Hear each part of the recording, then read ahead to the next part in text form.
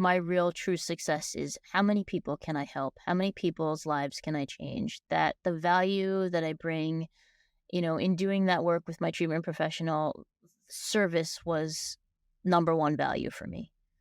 So success to me means I am serving, means I am doing something that helps people create value in their own lives.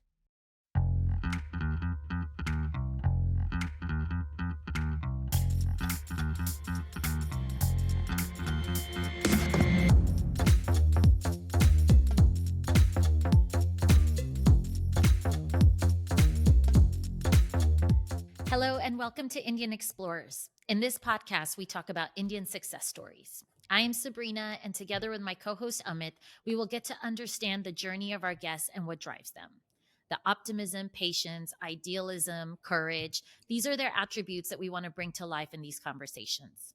So if you enjoy the show, please hit the subscribe button and share it with others.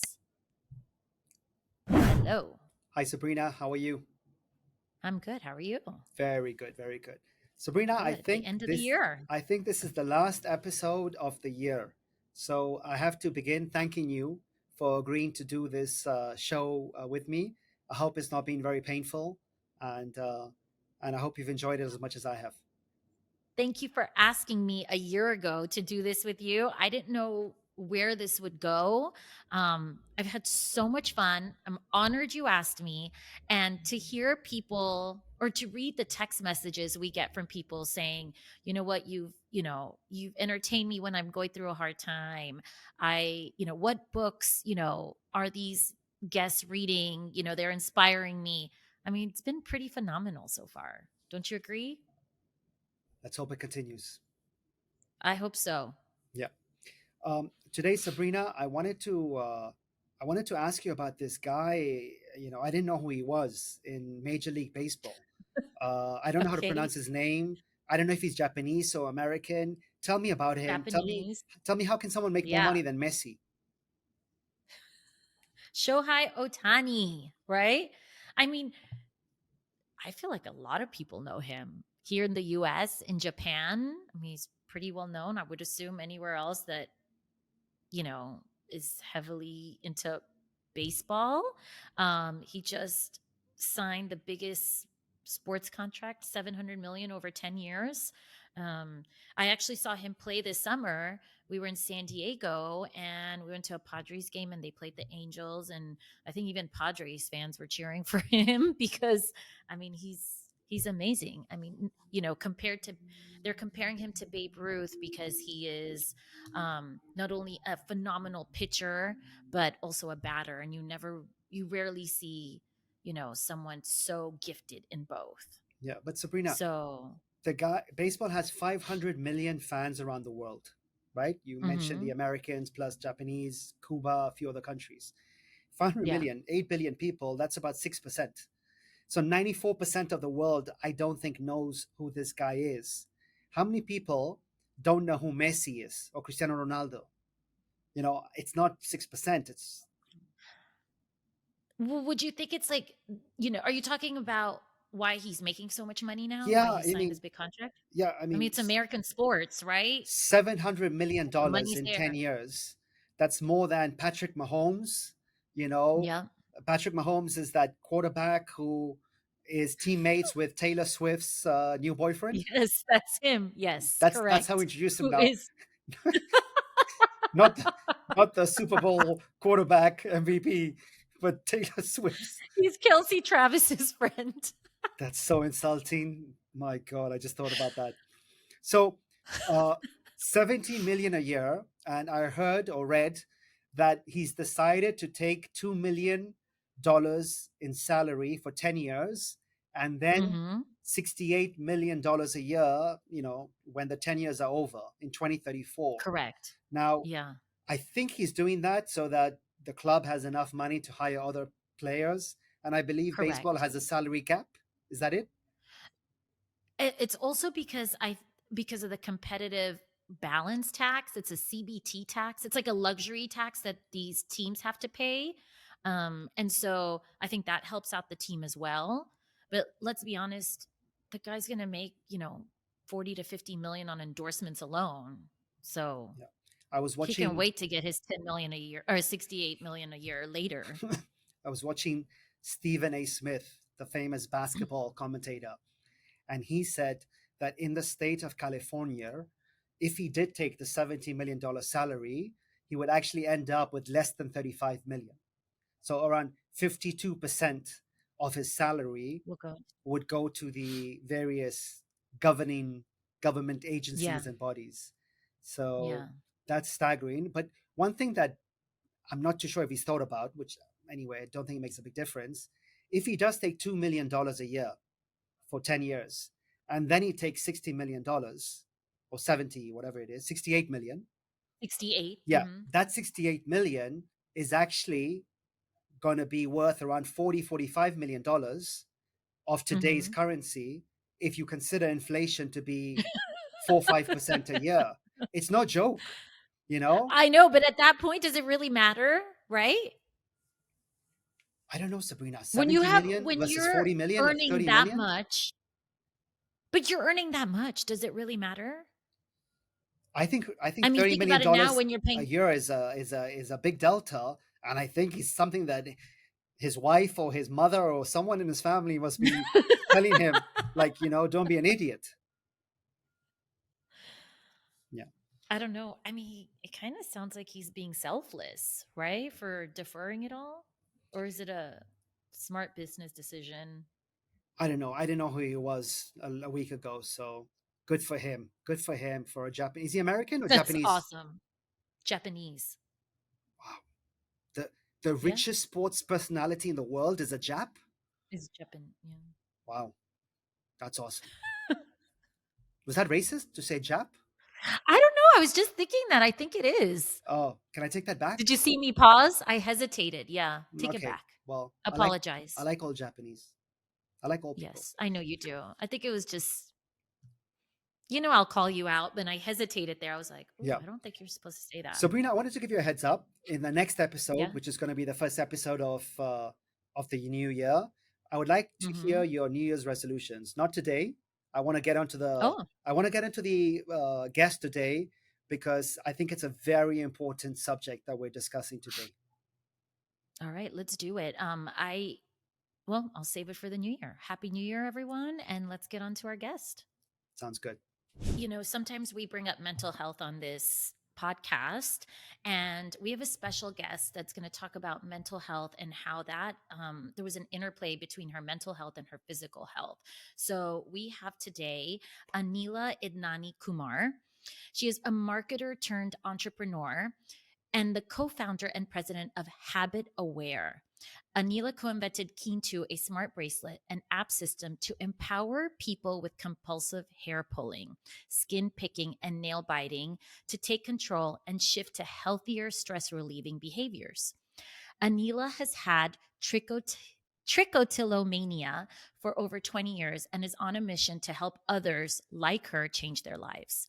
She is a mobile app designer, has produced award-winning interactive advertising campaigns, is a TEDx talk and keynote speaker, and was honored as a 40 under 40. Aneela, thank you for being here with us today. I'm really, really looking forward to talking to you. Thank you so much for having me. I am really excited to be here, especially that intersection of Indian culture and mental health. I think it's new to all of us, really. Yeah. So I'm excited to share my story and hopefully help some of the listeners out there start looking at their mental health in a new way. I love that. Yes. Hi, Aneela. How are you? I'm good. It's good to see you. Good to see you. Aneela, I wanna start with that long word that Sabrina got wrong and then right. Yep. I'm not gonna even dare to pronounce it because let me say it one more time to redeem myself, right? Go for it, try. Trichotillomania. Yep. Okay, so let's start there. Yeah. Aneela, what the F is that? Yeah, when I started pulling out my hair in my early teens, I didn't know what it was. I didn't know that it had that big medical name. I just thought I was alone and weird. And what it is this behavior to pull out one's hair as a coping mechanism for stress, for anxiety, for anything that gets you off your baseline. Now, this is what I know now. As a kid, I didn't know what I was doing. I thought that I was, you're calling it this, what the F is this? Well, I thought I was effed up, right?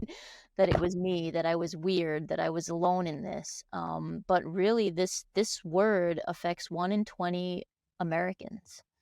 It is the most common mental health condition that you've never heard of because of the what the F-ness of it, right? The shame and the judgment that comes with you pull out your hair. Ew, that's gross. You But is that head, head. eyebrows? So What? for me specifically, I started pulling from my eyebrows and my eyelashes as a child. The and I really don't know exactly why. I just know that it felt good. It felt good to kind of play with my eyebrows and then just pull them out. And it still feels good 25 plus years later. It still feels good, but I've learned and identified other healthier self-soothing behaviors that feel just as good. So I have a confession. I pull my eyebrows, but then I have so many eyebrows that I never thought of it as a problem. But I only do it when I'm watching a Real Madrid Champions League game and I'm nervous or I'm stressed. Yep. And So you it's do it when you're stressed too? You've noticed? yeah, Amit? I Yeah. my wife says it's a disgusting habit, and Oh, I'm like, wow. I just sit there and I just start pulling, and I never pull my hair. It's just my eyebrows, and when I realize I'm doing it, I don't stop. I carry on doing it, and when I remove the hair and I see, wow, that's big. Like she said, it feels good. I know it's a disgusting habit, but I don't bite my nails. Everybody has to have one bad Yeah, habit, everyone has. but I don't consider it as a Yep. problem. And Because like I said, I got so many hairs. Like, You never that's just me. noticed like anything was changing right, on right. you, And right? that's where the definition really comes into play, is that it's a spectrum, right? You can pull your hair, you can bite your nails, you can pick your skin, your pimples in like that sort of quote unquote casual way, right? Or you can pull and pick and bite to the point where you have bald patches, or your fingers are bleeding, or your skin is, getting infected, right? And it's that the the thing that makes it a mental health condition, that qualifies these physical behaviors as a mental health condition, is when it gets to that point where it's inhibiting your life, right? It's getting to your head, to your mind, right? Like I talked myself up of like, you're so weird, you're so wrong, what are you doing? No one's gonna like you, no one's gonna love you, you're never gonna get married, blah blah blah, right? So like I was getting in my head. Um and then I was using it as a way to, like, it was the thing that kept me from being social. And I skipped pool parties because I was afraid my eye makeup would wash off. I skipped trying out for the basketball team again because I was afraid I would, like, wipe the sweat and the eye makeup would rub off, and then boom, my secret would be revealed. And there's that judgmental factor, right? Like, we're saying it's disgusting, we're saying it's gross, we're in our even in our own minds, but it's just a soothing mechanism. It's like someone who smokes, which, yeah, I mean, there is that gross factor to it, but the reality is our body is just trying to take care of itself, and we just need to help ourselves build that awareness so that we can choose something healthier. Aneela, last time we spoke, you grew up in a loving home, have a great background. Tell us a little bit about that growing up, and then also when you recall this started, and maybe do you know what triggered it, or if there is a trigger? If you could tell us a little bit about all that. Yeah, I think everyone's journey with trichotillomania is different. For me, I grew up in Long Island, New York, and in third grade, we moved from kind of a working class town to a more upper middle class town. And my parents, were trying to do right by myself and my sister by helping us be in the best school district possible, right? Additionally, all of the Sindhi community was starting to make their moves into this area as well, and it was just sort of the village kind of moving together. So it made sense, right, from that perspective. But I felt like a fish out of water in that school district. And so I think that also um, affected my sense of self-being, right? So it just was kind of this natural progression. As a child, as a baby, I was a thumb sucker.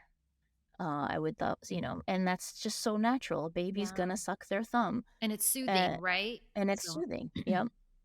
But for me, it was like, all right, Aneela, when are you gonna stop this? Like, you've been doing it for a while. What Finally, kind of age? What age did this probably start? like kindergarten-ish, I think. So that's So like, okay. 4 or 5. yeah, 4 or 5 years 5. old, right? So Yeah. it's still kind of latching on to the thumb sucking as a soothing mechanism. Then it turned into hair twirling at night, where I would twirl my hair and drink my milk before I would go to bed. And it just felt good, and it wasn't pulling, it wasn't coming out, it just felt good. Um, and then in this shift to kind of this new school, I think sort of brought me a little bit more down of like who I am and letting other people tell me who I am, and sort of this lack of self-worth that I kind of grew up with. And then one day, Amit, as you said, your eyebrows were very bushy. Well, that's our genetics, right? Mm-hmm. Our eyebrows are bushy.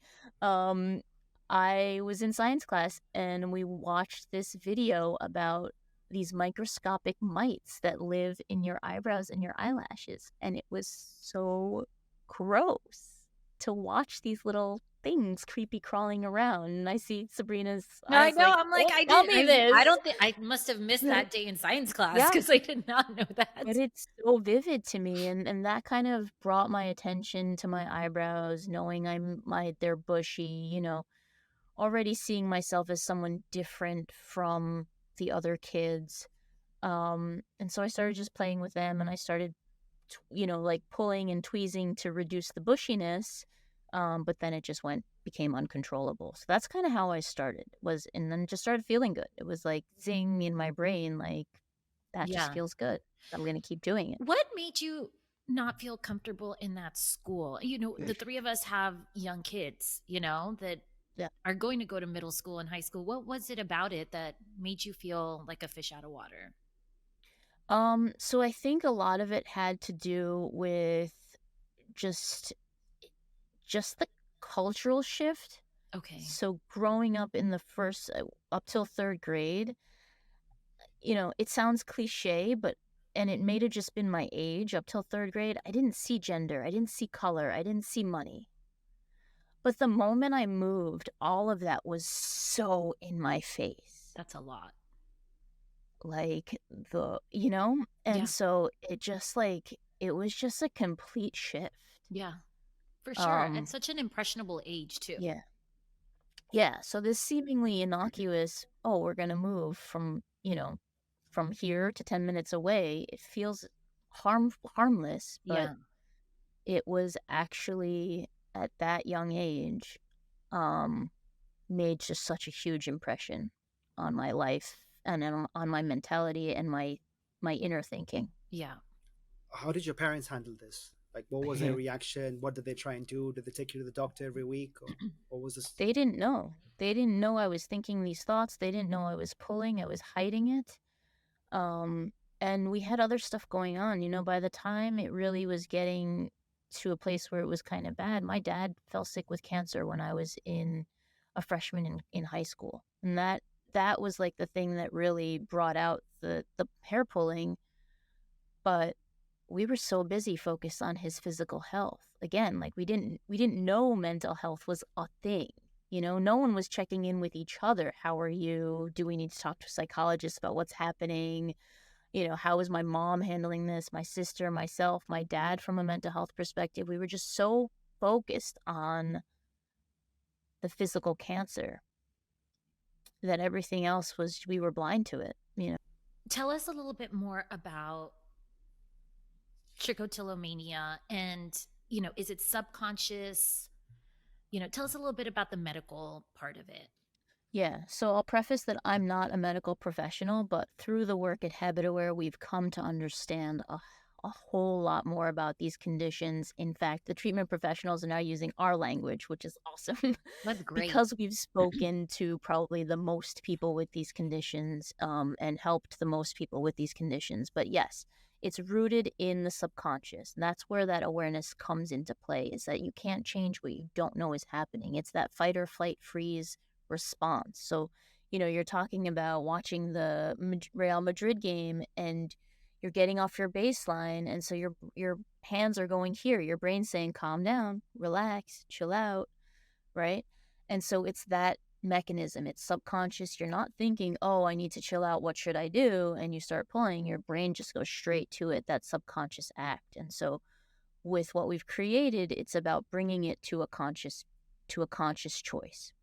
That vibration from the bracelet helps stop that cycle a little bit and helps create that moment of pause for someone to say, oh, I don't want to be hair pulling. I don't want to be skin picking. I don't want to be biting my nails. What should I do instead? What would be right for me in this moment? What do I need? So there's a bracelet and there's an app. And Yep. then tell us a little bit about it. So you train the bracelet Yep. So you on your train the bracelet mannerisms? for your specific behavior. So this is Okay. mine. And then it vibrates. And then that's it. It's just like, getting a text message, and we're all addicted to our phones. So we run and jump to see what's going on. So it's the same thing. As soon as we get that vibration, run and jump internally to see what's going on. What do I need right now? Okay. And that helps you build awareness, and that helps you get on this new track of, instead of pull, pull, pull, to, okay, let me drink my water, or let me go to the bathroom, let me go to sleep, depending on the scenario of the moment. So it took me 25 plus years to figure out that it was late night pulling. So I still remember being under the covers as a child, reading and writing and drawing and pulling. I just had to go to sleep. It was just telling me, go to Yeah. sleep. You're exhausted. You're tired. When did you start talking to your family about all this? Um, yeah. So that all happened. This was a 20 plus year secret. The first two people I ever told were two of my best friends from high school, but later in college.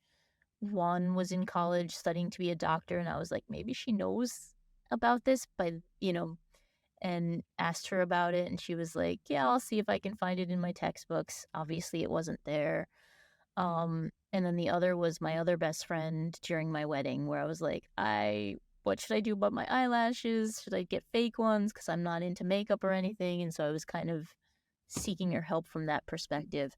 But my husband didn't find out until 3 years into our marriage. And it was while I was pregnant with my son. I had 20 plus years of hiding it and knowing exactly how to hide it. I mean, my friends would compliment me on my eyebrows. And I'm like, well, it's just a black eye pencil, Because but thank you. were Yeah. they, I mean, was the hair pretty much gone? So that was the other thing, I learned how to hide it, and I learned how to control it in the sense that it would be a little bit here, a little bit here, a little bit here for my Uh-huh. eyelashes, a little bit here, a little bit, So I would basically just move around, allow Okay. an area to regrow, and then pull it out Enough so again. no one would know what you're doing. Yep. Yeah. Okay. Except for those moments where I had no eyelashes. Then people would look at me, and I could tell they could sense something was off with Yeah. my face, but it's such a subtle change that no one could ever, it didn't click for anyone. But I could tell people were looking at me like, what's wrong with her face? Okay. I want Or to know maybe it's his just, reaction, the husband's. yeah, What was his reaction? yep. Did he get angry, So, or was he? no, that's what I was afraid of. So I was pregnant with my first child, and the hormonal change definitely impacts the hair pulling. I was also under a lot of stress at work, and I pulled out an entire eyebrow. And then in the morning, I got up to go get my black eye pencil, and I bumped into him, and he was like, "Where are your eyebrows?" And I was a deer in headlights, and I don't know. It felt like I was frozen for hours, but I finally shared, oh, I have trichotillomania. By then, I had done the Google search to Okay. find out what it was. So I knew what I had, but I didn't know anything more than that. And in that moment, he met me with compassion. That was my fear, that like, oh my God, this person that in sickness and health is going to say, I Yeah. can't, no way. Like, But he met me with compassion. He went to the internet over the next few weeks to understand the condition, to read about it. And he started reading stories. So he understood the shame factor that I was going through. Um, these conditions really are a shame disorder. And when we can shatter that shame, that really kickstarts the rest of the journey. And then one day we're sitting on the couch and I'm pulling while we're watching some anxiety-ridden TV, and he just gently grabbed my hand. And that was kind of the moment where I was like, oh my God, if I just had something that notified me. And I wrapped my fingers around my wrist like this. And he was like, okay, let's see, like the technology was starting to happen with that ability. The Apple Watch and stuff weren't out just yet, but they were coming pretty soon. I think the Fitbit was out. And so in the weeks and months and years to come, we tried to build it, and we the doors just opened to find the right team, because we're not developers, and our two technical co-founders, John and Kirk, like, they were gifts from the universe to help build this product, build this team, build this company, and really make moves on our mission. That's awesome. In your TEDx talk, you share that story where you're on the couch and your hand's like this and he pulls it away, and you said that was one of the first times you wanted to punch him, actually. Yep. Yeah. Your because TEDx talk was so moving. I recommend everyone listen to it. We'll put it in the show notes. Yes, I'm glad you have such a great sense of humor, because in between tears, you're laughing, then tears, then laughing, but it's so moving. And, I think you sharing your story, hopefully will help so many people. Even like, I know you've been sharing your story with others, but now, maybe here there's one new person, I can't believe it's 1 in 20 people who deal with this. It's Yeah, really, I want really to understand something, Aneela. I want to understand, how does someone go from 20 or 25 years of keeping such an intense secret about their personal life, even to their life partner, to now having the courage to come out and do a TED talk, come out on this podcast and just share the story? What happened that you grew let's just say you grew the confidence to actually share this, this such personal trauma with the world? Yeah. I think what happened was, well, one, I had to share my secret, both my mental health secret and my startup secret, to actually build it, right? Like, I had to go to the Minneapolis tech community that I was a part of and friends with people here and say, this is what I have, this is what I want to build. Can you help me, or do you know anyone that can help me? So the And business helped you. So the business helped, kind of, that the idea helped kind of propel us to at least open up locally. And and then John and Kirk, like I said, like, the doors just kept opening to find the right people. And then when it started working, I realized that we just, like, these janky prototypes were starting to work for me. I realized that I can't hold this to myself, because I know that there's other people out there. And what keeps us going is we don't want another little Aneela. I want to make sure that every child that has something like this behavior has what they need to take control and to live a better life with a more clear mind and a more clear understanding of who they are. Yeah. So this BFRB, so body focused repetitive behaviors, is that now their terminology accepted? If I go to a clinic, I can find a doctor that treats BFRB, or will I find a doctor for hair pulling or skin picking? How does one go about this from a professional help? Yep. Yeah, it's alphabet soup. So BFRB, body focused repetitive behaviors, that's the main mental health condition, the umbrella, that's in the DSM-5, which is the psychology handbook. Uh, Under that is trichotillomania, which is hair pulling, dermatillomania, which is skin picking, anechophagia, which is nail biting, and then there's like more. There's nose picking, there's cheek biting, there's lip picking, there's basically anything where you're using your body as a self-soothing mechanism. Okay. But they're So doctors for each specialty? so usually doctors, so yeah, so your next question, can I go to a doctor and ask for this? Yeah. Maybe. Yeah. I'm Because asking of for that a lack friend, of it. Sabrina. I'm asking Yeah. for a friend. So that there is a little bit of lack of education in the medical community. There are specifically trained treatment professionals for body focused repetitive behaviors that you can Google, you can search. There are directories. There's a nonprofit called the TLC Foundation for Body Focused Repetitive Behaviors that has a directory. I've also started a nonprofit called the BFRB Changemakers that's more for the community to come together and heal. So you could go to your, primary care physician and ask. You could go to a psychologist and ask. Some people, their first line of defense is their dermatologist, Mhm. but it's really that education. Like you could go to someone and ask, and they might see it. They might treat you as though it's an OCD, Yeah. obsessive compulsive disorder, but it's not. And so the treatments are different. So it's like you really need to go to someone that knows what they're doing. Okay, so I have a question for both of you. I'd like you both to answer. Aneela, when we first started, you said that it's great because we're bringing in the Indian culture and the conversation of mental health together, right? So, do you think Indians are talking about it more now, talking about mental health and the importance of it more now? And I'm asking you both because, we live in different countries. So, I'm curious to hear both perspectives. Ladies first, please.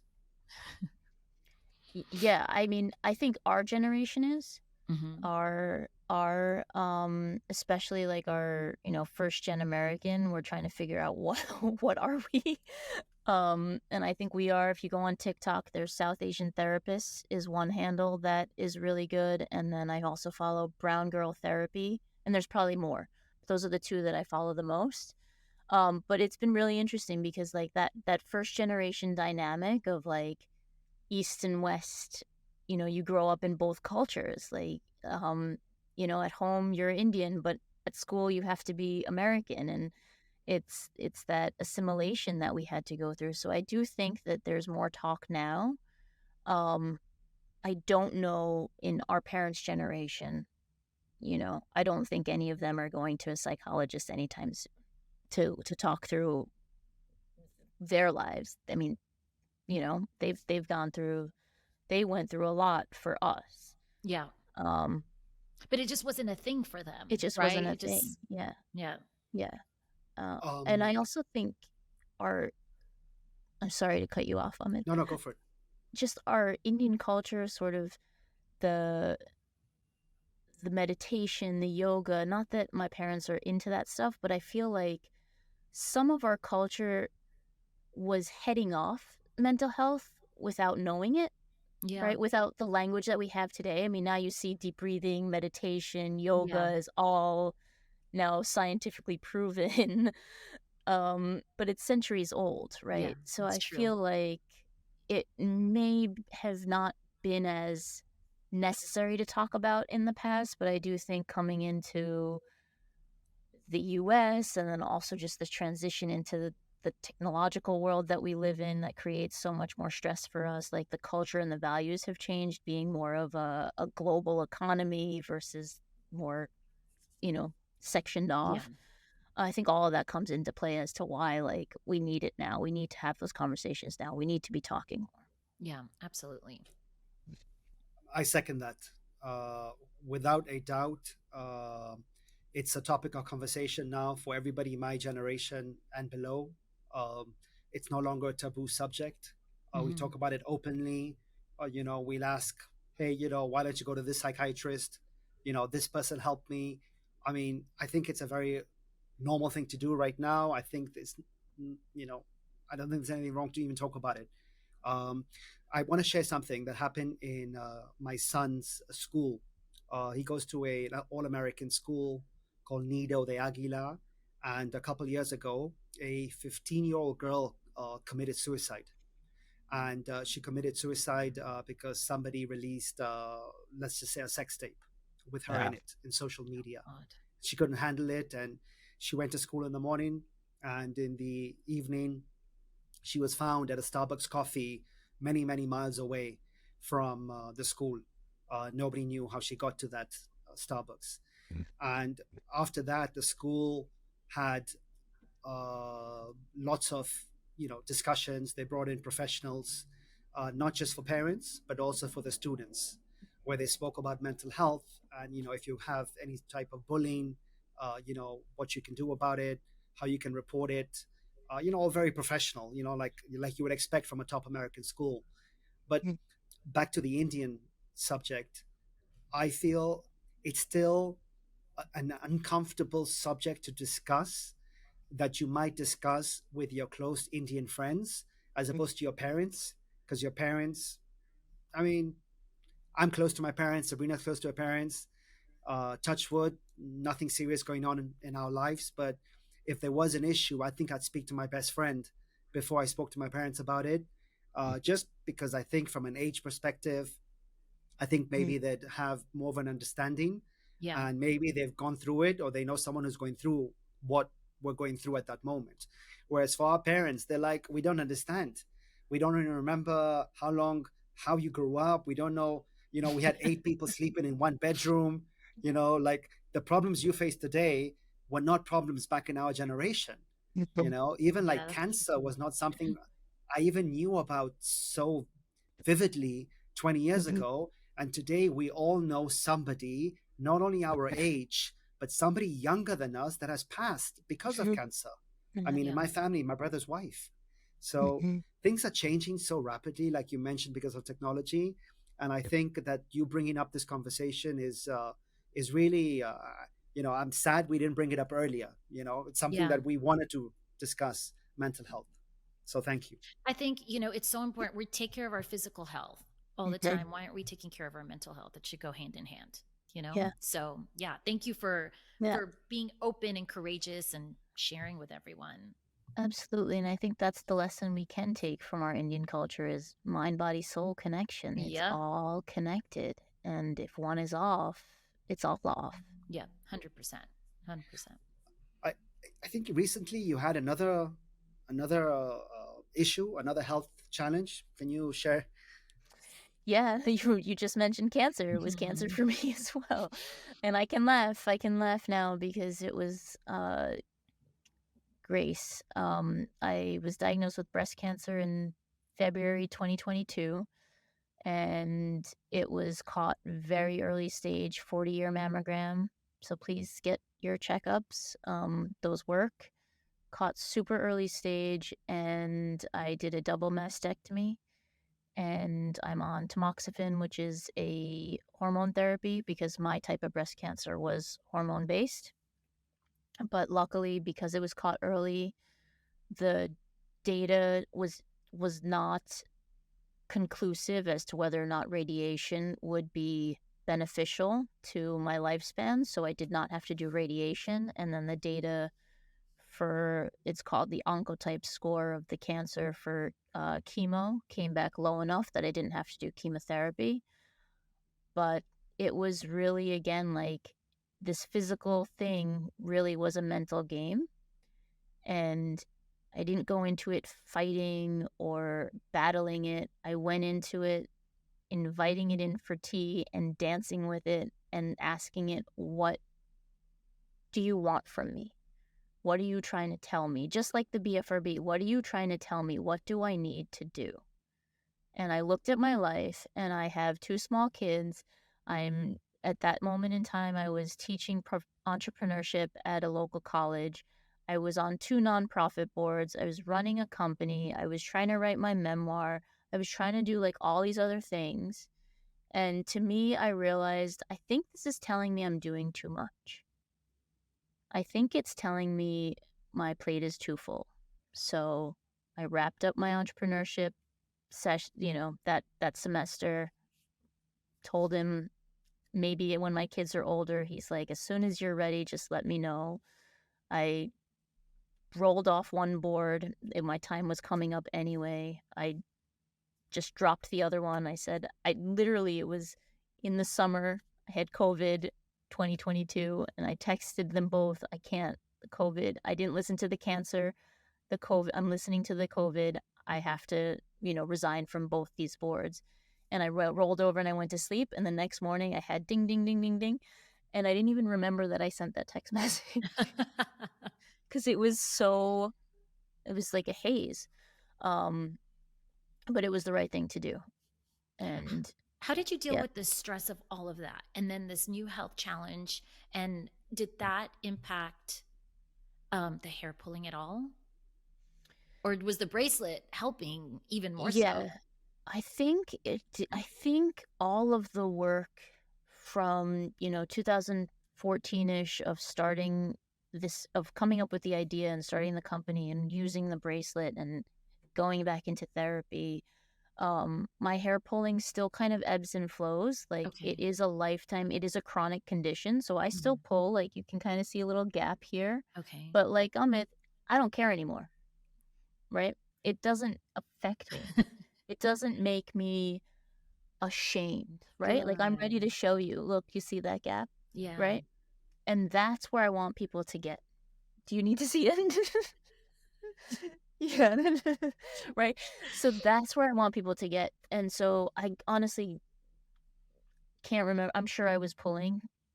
The biggest thing for me was I did go through a really bad slump post surgery, and for me it was the scarring. Like looking at the scarring got me really bad, and I went back into therapy. Not one, but two therapists for a little while because they were each giving me two different things. They were each helping me in two different ways, and one of them helped me reevaluate my values and help me get to that point of seeing, okay, your plate's really, really full. You have too many values, Aneela. Tone it down. Yeah. You need Focus to, on focus, prioritize. Yeah. prioritize. And so, I still have so much love for our Twin Cities startup community. If not for them, I wouldn't be able to talk about these conditions or what we've created. But I know that I can give back in smaller ways. And I know that when I'm ready, when I've done all the other things on my list, I can always come back and have their support, and they'll be ready. And, I wanted to ask you: is BFRB, is it does it pass on to another generation? Is it hereditary, or like do you have to keep an eye on your kids because of what you've gone through, and is this something that you maybe got from your, someone above you? Yep. Yeah, that's a great question. I don't think there is enough research to know for sure. I do see it anecdotally in our community where, just yesterday actually a mom wrote in. She has hair pulling and her son engages in different behavior, and she was talking about how an article we wrote was helpful in helping her reframe how she works with her son. And even in my family, like one of my sons has lip picking, so it's like hard to know if it's genetic. It's hard to know if it's just it, there's more research needs to be done. Sure. And then again, going back to our like we don't know much about the people before us in our ancestry, in our families, right? We don't know. Like maybe we don't have those records. Every time I go for a doctor's appointment, they're like, okay, fill out, your family history. I'm like, I don't know anything beyond my parents. Mm-hmm. Are we Yeah. blaming Same here. Pakistan now for 1947? Is that it now? Are we doing that? No. I'm not blaming. Whoa, whoa, whoa, whoa, whoa. Let's cut this.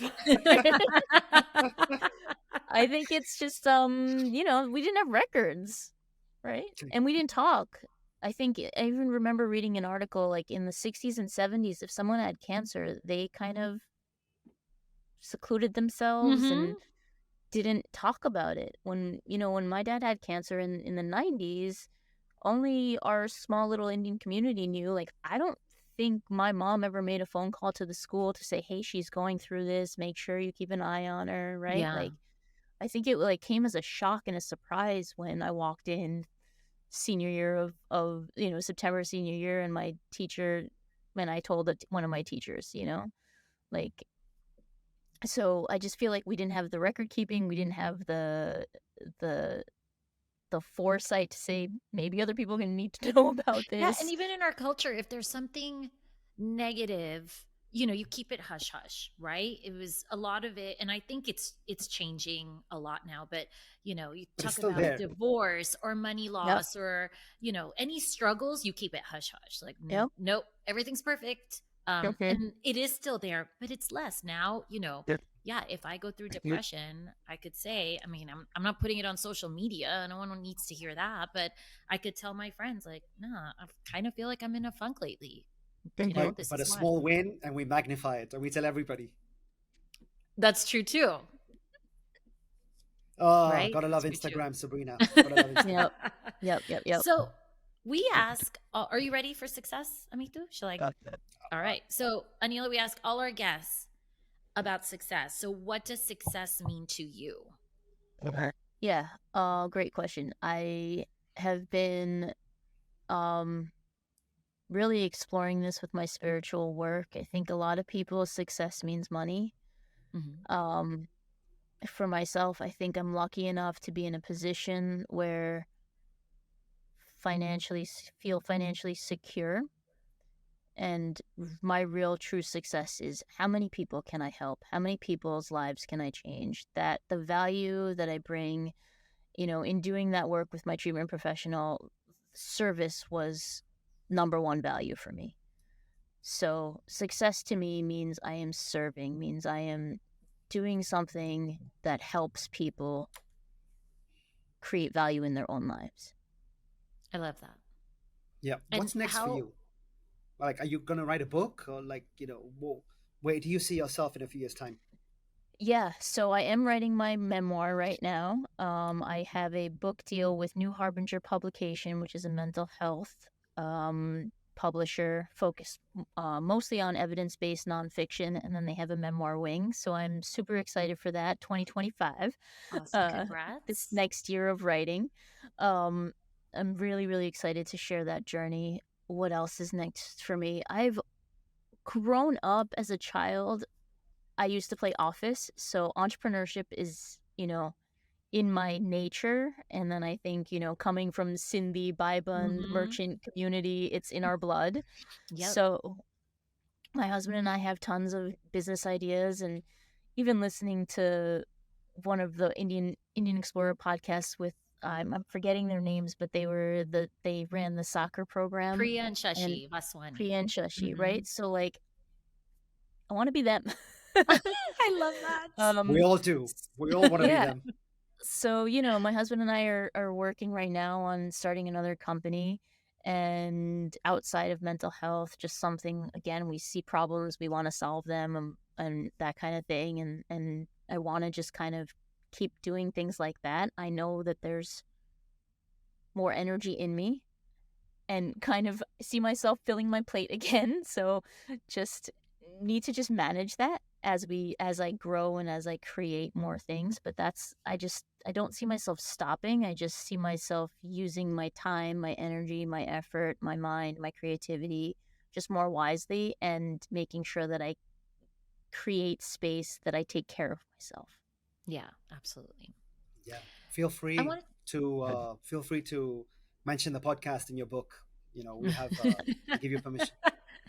I said in the book, you're going to say it was the most riveting conversation I ever had in my life. It really is. I love doing podcasts because there's just always something new that comes out of it, Yeah. If you want, I'll send you the quote. Sabrina was the best looking podcast that we've ever had experience with, and all that stuff. All right. Let's jump into rapid fire, Sabrina. Anything else you want Wait, to go one through? last question. One last Yeah. question. Who have been your role models in your life? Yeah. Looking back, I think I really did kind of structure my life with my dad's influence. So he was business, I went into business. He taught, I wanted to teach. He owned his own company, I wanted to own my own company. Like, I think trying to fill that gap a little bit, like fill his absence in that way. But it's really in the last few years that I realized just how much of an influence my mom has had on me.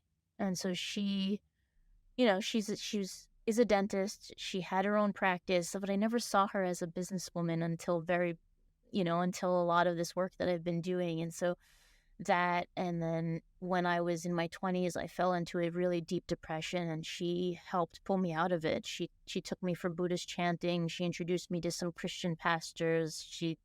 We would go to the Sindhi temple in New Jersey, where like she took care of me, and she continues to take care of me. Um so yeah, I know it's like I don't have like a big fancy role model to No, say, that's but beautiful. it's really the two of them. Yeah. You can bring me to tears. I'm holding them back. All right. So the rapid fire is probably a little bit lighter, a little bit more humorous, a little bit more personal, trying to get to know you. So I'll start. What do you do for fun? I love arts and crafts. I'm like a little kid. I love scrapbooking. So, and scrapbooking actually has become one of my best soothing strategies, my replacement strategies. So I just like to cut out, like from the magazines, I just cut stuff out, and then eventually I make vision boards and stuff like that. That's my favorite Very thing, cool. creative thing to do. And then just spending time with my kids, whatever they want to do. How old are your Right kids? now, 10 and 6. 10. So right now it's playing freeze tag before bed. It's a good one.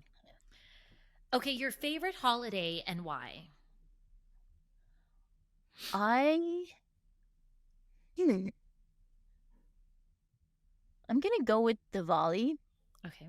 and it's a recent favorite. And why is because I love bringing. We live in Minneapolis now. We we didn't know many people when we moved here, but Diwali is like one of those hooks that I have that I can bring people together in my home and celebrate love, celebrate community, and for that is why I really love that holiday and share my culture with, Yeah. most of them are not Indian, so Got it. Next, if you were stuck in an island with no people and you were allowed to have three things slash objects, what would those three things be? no. That was not on the list. You threw me off. That's Yeah. a good one though. Um So, so a never ending bowl of pasta. Probably a Kindle with full, never-ending battery and Wi-Fi, so no I can charger, read. no current. Yeah, yeah, and something that I can create with, so pen and paper, or like a full art room. I don't know if I'm getting Wilson. too greedy here. um, yeah. Okay, so speaking of Kindle, a book you recommend everyone to read. Oh gosh. There's two. So Paulo Coelho's The Alchemist, I think was also like I read it during that deep depression time, and it again was like one of the things that really helped me. And then Elizabeth Gilbert's Big Magic was another one that I read early on in starting HabitAware, but the mindset shifts in there were really, really helpful to kind of remind me that like the universe is working in our favor. And um yeah, I would say those two. The Alchemist seems to be everyone's favorite. It's such a Mm-hmm. popular book. It's incredible. Yeah, yeah, it might be a little cliche. I'm sure if I thought a little bit longer, I'd have It's a good one another though. one. But That's it okay. is a really powerful story. I mean, Yeah. It's a bestseller. you can go find negative reviews for The Alchemist too, but I'm on the Yeah. 5 star. Um, okay, next. If I gave you a New York Times board, and in that board you could draw or write your legacy, what would it look like? What would it say? Like a Times Square billboard. Yeah, Is so that yeah? if you're Philip Or Knight, you would just do the swoosh, the Nike swoosh. oh yeah. What would your visual or written representation be? Um, I think it would be our HabitAware slogan, which is also my motto, which is also our behavior change methodology, and it would be, I choose to live with the awareness to summon the strength to choose love. And our tagline is love, strength, and awareness. And really, that's what Love, we're trying to strength, and help. awareness. Yeah. I And love that's what that. we're trying to help people do, is use the bracelet to build that awareness, to then summon the strength to choose love, because your hair pulling, your skin picking, your nail biting are just asking you to satisfy a need, and the best way to do that is in a loving way. And then that transcends into life, right? Like, your kid comes in and spills milk all over the place. I choose to live with the awareness to summon the strength to choose love. It's a great one. Really good one. It is. It is. I mean, I feel like we should end there, but then I was going to ask about the celebrity crush. Do we do it? Like, Oh, let's just ask now that I brought it up. Celebrity crush. Mine's Kendall. I don't know Jenner. who that Kendall is. Jenner. Kendall Jenner.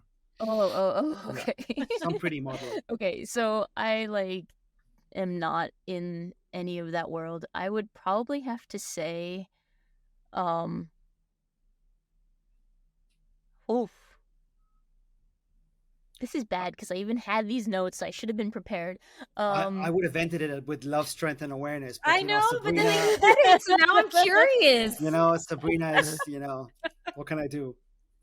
We don't pay her enough for this show. This will be cliche, but I think I would really want to sit down with Martin Luther King Jr. or Mahatma Gandhi, because they, to me, embody this idea of love, strength, and awareness. And I really want to learn from them. And I really want to live my life like them. But it's so hard to do that all the time. And I just feel like they have so much knowledge that we didn't get, right? Yeah. We didn't get a chance to fully understand what they were trying to do. And I really think that we need more leaders like them. Mm-hmm. And so those would be the two that I would want to sit down with and be like, give me all of what you know so I can all take the it knowledge. Mm-hmm. Especially today, we've got Trump, Biden, Elon Musk, Netanyahu. I mean, the leaders today are really, a joke. Aneela, thank you so much for coming on. Your story is honestly extremely inspiring. And, when I told Sabrina we want to do the show, I told her the idea is to inspire people or entertain people. Now, I don't think this last hour was really classifies under entertainment, but I learned a lot, and it's a very serious issue. And I think it takes a lot of guts and bravery to come on and share what you did. And just for that, you have my full respect and love.